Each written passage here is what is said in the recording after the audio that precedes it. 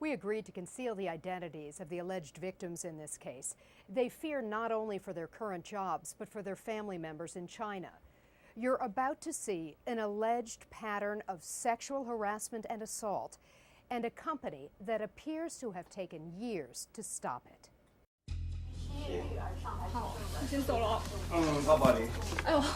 This disturbing video, shot on an iPhone by a female reporter, captures the alleged advances of Zhenju Liu, the former Washington bureau chief of Phoenix Television.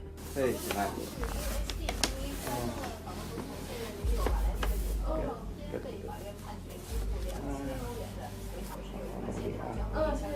The reporter struggles throughout the video.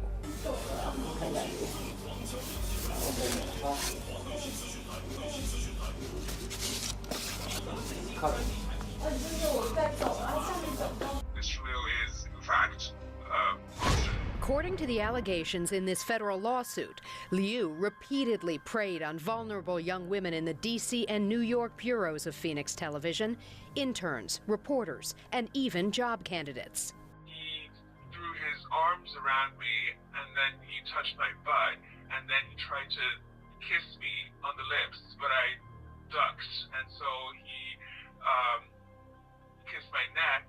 He suddenly hugged me very tightly. And I will try to push him away, but he will try to hug harder. He did all that by force. Their stories are strikingly similar. He was saying things like, "Why are you so beautiful?" and "You have very beautiful eyes." He was saying, "You have beautiful eyes." He always say that I am pretty and I know how to make myself very presentable.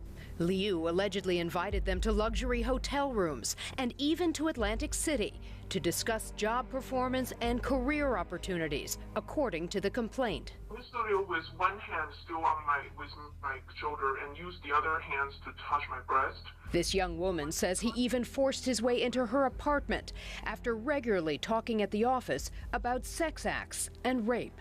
I heard that he unzipped his pants, and I was very scared. He used his power and position to get a woman, and very often in a very brutal way. The men who stood up for their female colleagues were fired. Pure retaliation. Nothing but that. I never feel regret. If I chose again, I would choose to support this female victim again. The federal complaint alleges Phoenix Television knew about Liu's predatory behavior for as long as 8 years, but did nothing until late last year, when Liu was removed. A Mercedes was parked in the driveway, but no one answered the door at the Liu home in suburban Washington. One day later, Liu called us from China and said we'd frightened his adult children and neighbors by stopping by. Asked about the allegations, he said, "Not true. I am more than 60 years old. I had nothing to do with this. I have nothing to say." Especially in this country, everyone should have a freedom to work without being sexually harassed. Everyone should have a freedom to work without retaliation. Sir, what would you like to say on behalf of Phoenix Television about these allegations involving Mr. Liu? The new D.C. bureau chief at Phoenix TV declined to answer our questions and called security. I think we should call the security guard first. According to the complaint, he is the man who fired the male employees who stood up for the women who were allegedly victimized. Phoenix Television emailed us a statement saying the lawsuit is full of inaccuracies and false information about the company. So far, 10 women have come forward with allegations of sexual harassment and assault. Andrea McCarran, WUSA 9.